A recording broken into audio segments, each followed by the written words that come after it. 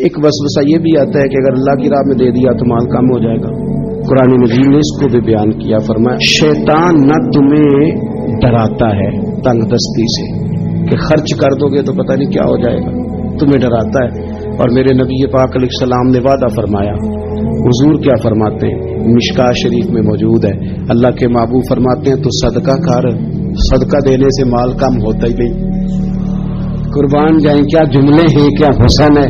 فرمایا تو خیرات دے، خیرات دینے سے مال کم ہوتا ہی نہیں، اس سے کم ہوتا ہی نہیں. تارے جھڑ سکتے ہیں، چاند سورج اپنی جگہ چھوڑ سکتے ہیں، کریم نے فرما دیا ہے مال کم نہیں ہوتا تو مسلمانوں نہیں ہوتا، ہو سکتا ہی نہیں.